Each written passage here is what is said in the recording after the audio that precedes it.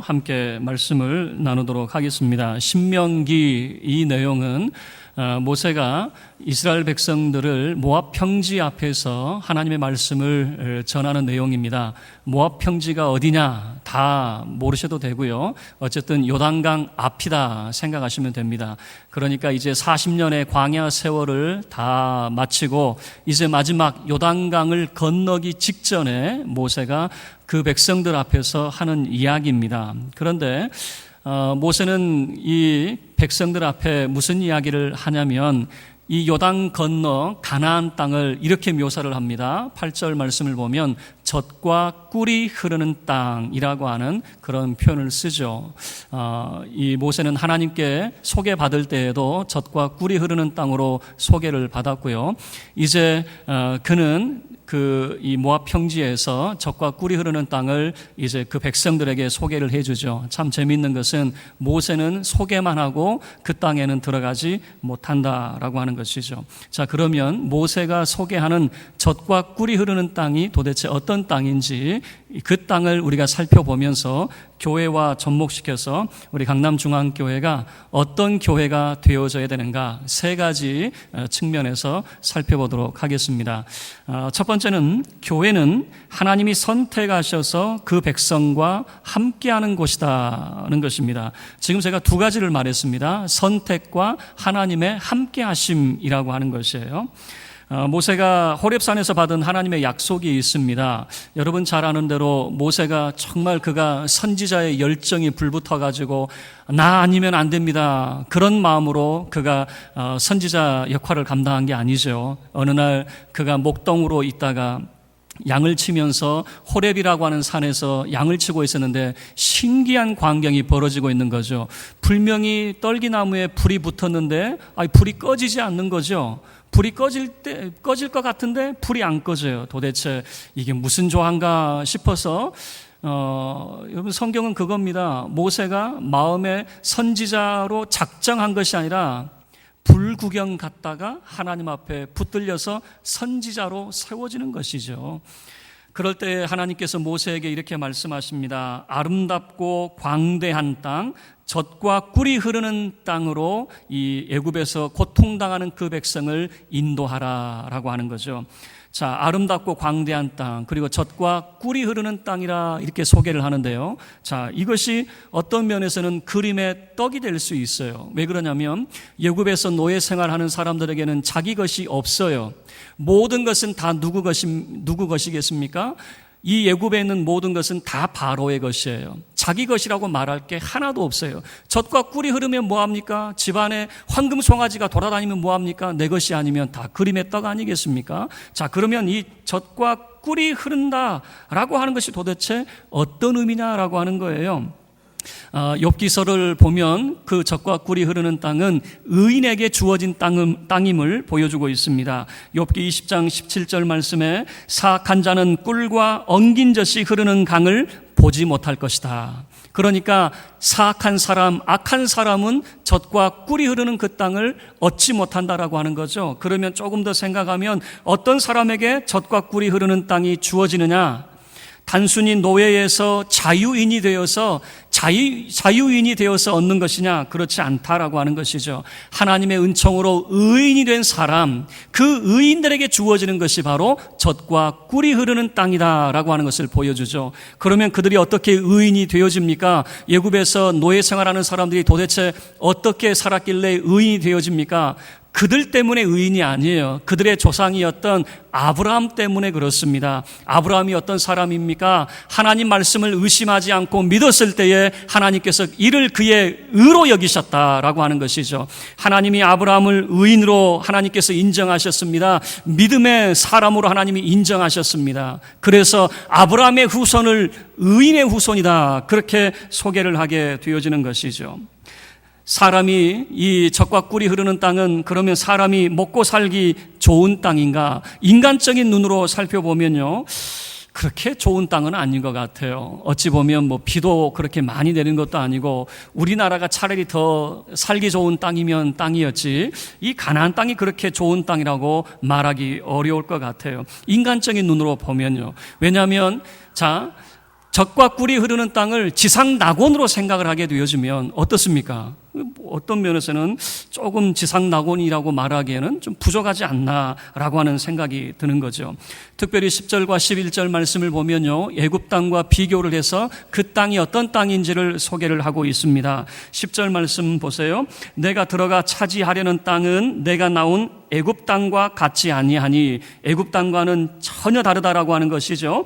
거기에는 너희가 파종한 후에 발로 물대기를 채소밭에 댐과 같이 하였거니와. 이 말은 뭐냐면, 자, 애굽에서 너희가 어떻게 농사를 지었느냐? 애굽에서는요, 나일강이라고 하는 큰 강이 있어서 사시사철 물이 마르지 않습니다. 그래서 농사를 지을 때에 나일강의 물을 끌어다가 농사를 지었거든요.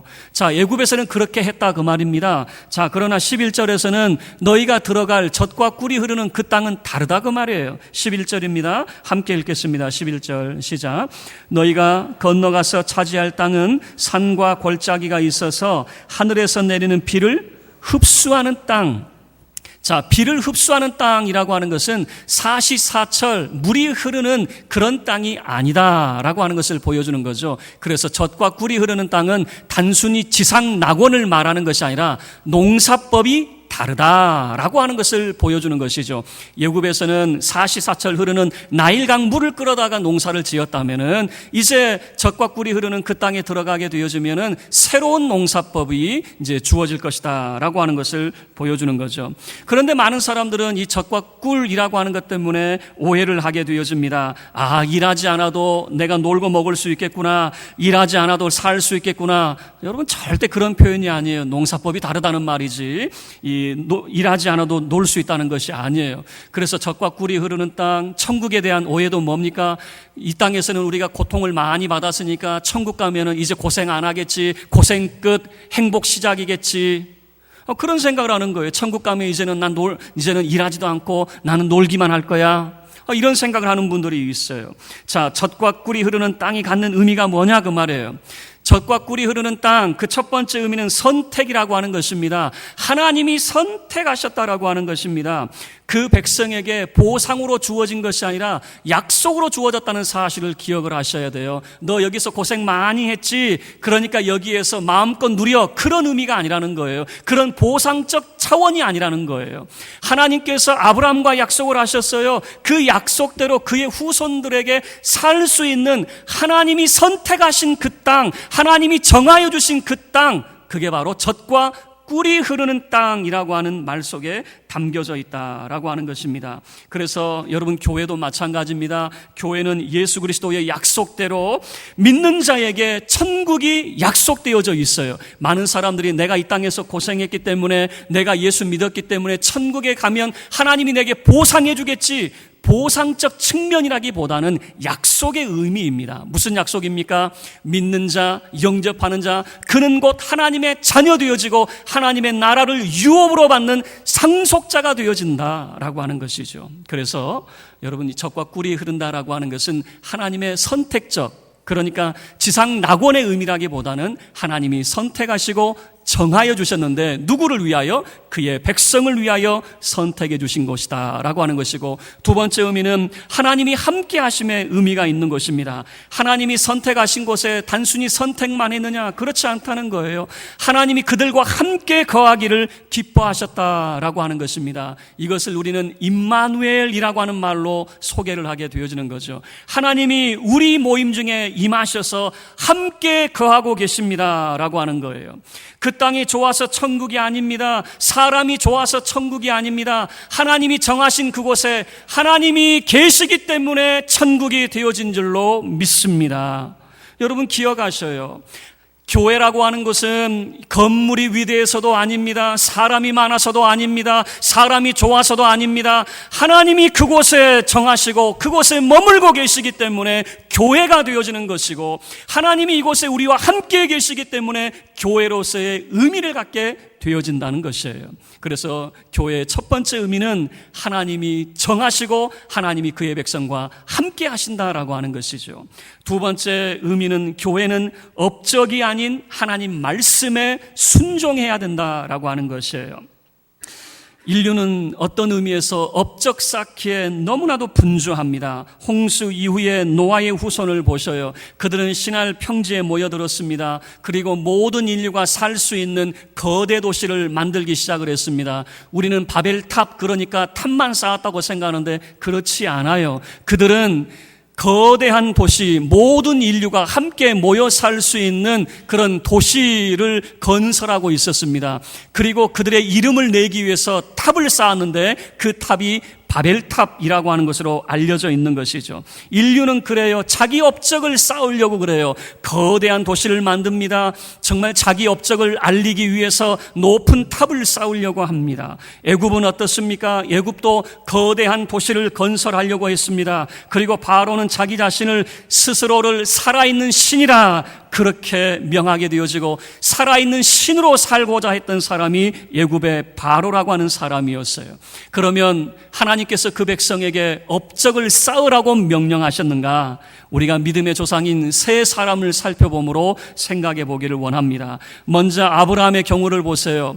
여러분, 아브라함을 한번 보시면 어떻습니까? 아브라함이 쌓은 업적이 도대체 뭡니까? 라고 물어본다면 없어요. 오히려 하나님께서는 아브라함에게 있는 그 유일한 것, 100세에 낳은 그 이삭까지도 하나님께서는 가져가려고 하셨어요. 오히려 아브라함에게 있는 모든 것을 빼앗아 가려고 하는 그런 모습을 우리에게 보여주고 있는 것이죠. 모세의 경우를 보셔요. 모세가 얼마나 훌륭한 사람입니까? 그러나 모세도 그 백성을 젖과 꿀이 흐르는 땅으로 인도하기만 했지 정작 그 자신은 그 땅에 들어가지 못하는 모습을 보여주고 있습니다. 그리고 다윗의 모습을 보셔요. 다윗의 평생의 마음이 그가 가지고 있었던 것은 하나님의 집을 내가 세워드려야지, 주의 성전을 내가 지어야지라고 하는 마음을 가지고 있었어요. 그렇지만 어떻습니까? 하나님은 그에게 성전 짓는 것을 허락하지 않았습니다. 이유는 그 손에 피가 너무 많이 묻었다라고 하는 이유입니다.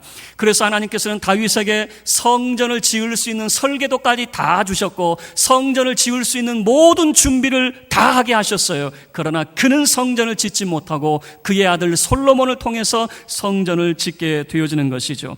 이 세 사람의 모습을 보면요, 업적을 쌓았는가? 무엇인가 완성되었는가? 아니요, 미완성이에요. 뭔가 부족해요. 이 사람들이 무엇을 이루었다라고 말하기는 조금 부족한 면이 있어요. 왜 그러는가? 하나님은 그 백성에게 무엇을 원하시던가라고 하는 거예요. 업적 쌓는 것을 원하시는 것이 아니더라고요. 8절 말씀을 보셔요. 8절 말씀 함께 합독하겠습니다. 시작.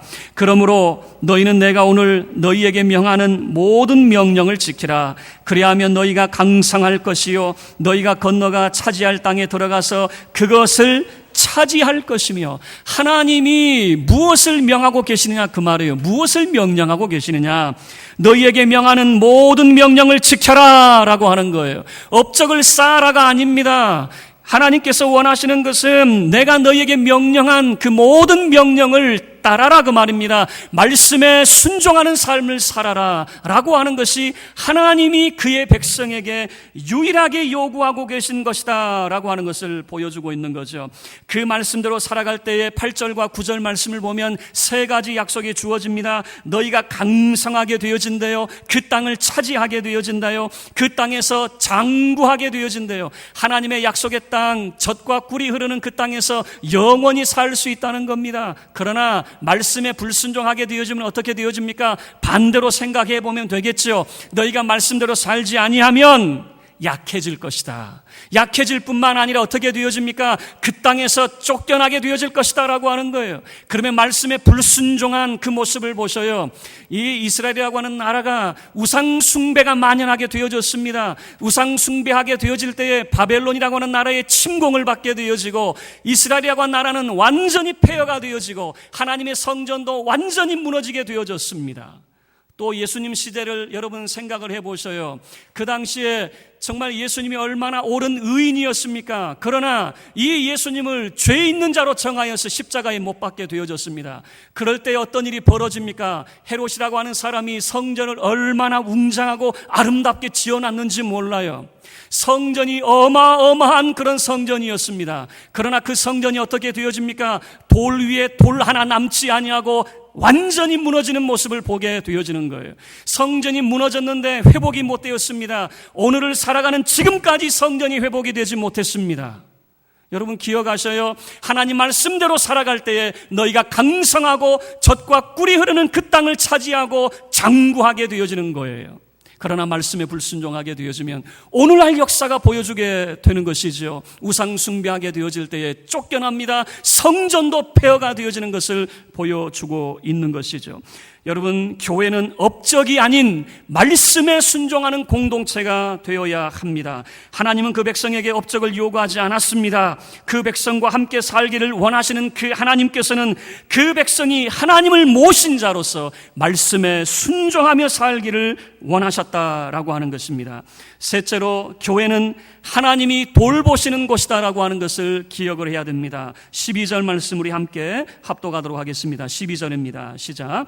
내 하나님 여호와께서 돌보아 주시는 땅이라 연초부터 연말까지 내 하나님 여호와의 눈이 항상 그 위에 있느니라. 하나님께서 얼마나 그 땅에 관심을 갖고 있는지 사람의 눈으로 볼 때에는 부족할지 몰라요. 그러나 하나님의 눈으로 바라볼 때는 그 땅이 얼마나 소중하고 하나님이 얼마나 아끼시고 사랑하시는지를 12절을 통해서 보여주고 있는 겁니다. 시간적인 모습을 보셔요. 연초부터 연말까지 하나님께서는 새해부터 그 해의 마지막 때까지 항상이라고 하는 표현을 쓰고 있어요. 항상. 그리고 시각적인 모습을 보셔요. 내 하나님 여호와의 눈이 항상 그 위에 머물러 있다라고 하는 것을 보여주고 있는 것이죠. 인간적인 눈으로 볼 때는 불모지 같은 그곳이 하나님 눈으로 바라볼 때는 연초부터 연말까지 항상 하나님의 눈이 그곳을 향하여 있다라고 하는 것을 보여주고 있는 것이죠. 어린아이, 갓난아이를 낳은 어머니의 모습을 여러분 생각을 해보세요. 제가 제 사모의 모습을 보니까요, 부엌에서 설거지를 하다가도 이 갓난아이가 응애하고 울면요, 설거지 다 내려놓고 아이에게 뛰쳐갑니다. 부엌 일을 하다가도 아이가 울면 아이에게 뛰쳐가더라고요. 왜요? 우선순위가 어디에 있어요? 모든 관심이 누구에게 있어요? 아이를 낳은 어머니에게는 모든 관심이 누구에게 있어요? 아이에게 있거든요. 제가 그것을 어떻게 알았는지 아세요? 저도 설거지하고 있다가 아이가 울었어요. 제가 뛰어갈게요, 안 갈게요? 설거지 다 하고 가야죠. 하던 거 마저 하고 가야지 뭐 하려고 지금 운다고 뛰쳐갑니까? 그때 알았어요. 남자의 모든 관심은 아이에게 있었던 게 아니에요. 그러나 어머니는 아이에게 온 관심이 있어요. 지금 눈은 이 그릇에 있을지 몰라도 모든 관심은 아이에게 있기 때문에 아이가 울자마자 모든 거 팽개치고 뛰어가는 거예요. 여러분, 하나님이 그렇게 말씀하고 계시는 거예요. 내 하나님 여호와의 눈이 항상 그 위에 있느니라 라고 하는 거죠. 그래서 심리적으로 이렇게 표현하고 있습니다. 내 하나님 여호와께서 돌보아 주시는 땅이다 라고 하는 거죠. 하나님께서 돌보시는 그 땅이라고 하는 거예요. 이것을 우리가 종합을 하면 이런 내용이 되겠죠. 하나님이 얼마나 관심을 가지시고 얼마나 아끼시고 얼마나 귀하게 여기시고 사랑하시는지, 젖과 꿀이 흐르는 그 땅을 얼마나 사랑하고 계시는지, 여러분, 하나님이 교회를 소중히 여기시고 사랑하고 계심을 여러분 믿으시기를 바랍니다. 교회를 소중히 여겨야 됩니다. 하영조 목사님이 이런 말을 했습니다. 내가 다니는 교회를 소중하고 귀하게 여기십시오. 교회를 소중히 여기는 것은 예수 그리스도를 소중히 여기는 것입니다. 예수 그리스도의 꽃이 활짝 필 수 있도록 교회를 위해 기도하십시오 그랬어요. 그런데 이 말에 조금 함정이 있었어요. 예수 그리스도의 꽃이 뭐냐라고 했을 때에 그 꽃이 바로 십자가 탑이었습니다. 많은 사람들이 교회 십자가 탑을 보면서 너무 많다, 빨간 내용들을 바라보면서 이거 공예다 그랬어요. 많은 사람들이 교회 십자가 빨간 탑이 공예니까 없애야 된다 그랬단 말이에요. 예수 믿는 사람들도 그거 공예 아니냐 그랬어요. 이제 십자가 탑 없어져도 되지 않겠느냐 그랬어요. 그러나 하영조 목사님의 그 마음속에 그 십자가 탑은 예수 그리스도의 꽃이었어요. 그 꽃이 만개한 모습으로 비춰졌다 그 말입니다. 100년 전 조선 땅에 어떤 일이 벌어졌습니까? 완악하고 무지한 이 땅에 선교사들이 와가지고 복음을 전할 때에 그들이 복음을 수용했습니까? 예수 그리스도를 받아들였습니까? 아니요. 코쟁이라고 그들을 놀리면서 그들을 돌팔매질하고 그들을 멀리하게 되어지지 않았습니까? 서양 귀신이라고 멀리하게 되어지지 않았습니까? 그러나 100년의 시간이 지난 다음에 한국 교회에, 정말 이 한국이라는 나라에 교회가 이렇게 세워질 줄이야 누가 알았겠습니까? 그래서 교회를 사랑하고 하나님을 사랑하는 사람의 눈에는 그게 공예가 아니라 예수 그리스도의 꽃으로 보였던 거예요. 여러분, 하나님을 사랑하시고 교회를 사랑하시기를 바랍니다. 교회는 예수 그리스도의 꽃이 되어진 줄로 믿습니다. 하나님이 연초부터 연말까지 하나님의 눈이 항상 머물고 돌보시는 교회, 그래서 예수 그리스도의 꽃이 만개할 수 있도록 교회를 사랑하고 아끼고 소중히 여기는 저와 여러분이 되어지기를 바랍니다. 말씀을 마치도록 하겠습니다. 젖과 꿀이 흐르는 땅, 그 땅을 교회에 접목시켜서 세 가지로 생각해 보았습니다. 교회는 하나님이 선택하셔서 그분의 백성과 함께 계신 곳입니다. 교회는 업적을 쌓는 곳이 아닌 말씀에 순종하는 곳입니다. 교회는 하나님이 돌보시는 것입니다. 12절 말씀을 읽고 마치도록 하겠습니다. 땅이라고 하는 이 표현을 교회의 이름을 넣어서 제가 읽겠습니다. 12절입니다. 내 하나님 여호와께서 돌보아 주시는 강남 중앙교회라. 연초부터 연말까지 내 하나님 여호와의 눈이 항상 그 위에 있느니라. 아멘. 우리 12절 말씀 우리가 같은 마음으로 우리가 함께 고백하기를 원합니다. 땅을 교회 이름으로 우리가 넣어서 함께 읽겠습니다. 내 하나님 여호와께서 돌보아 주시는 강남 중앙교회라. 연초부터 연말까지 내 하나님 여호와의 눈이 항상 그 위에 있느니라. 아멘. 여호와 하나님께서 연초부터 연말까지 항상 지켜주시고 돌보시는 강남 중앙교회와 이 자리에 계신 우리 사랑하는 모든 성도 여러분 되어지기를 주의 이름으로 축원합니다.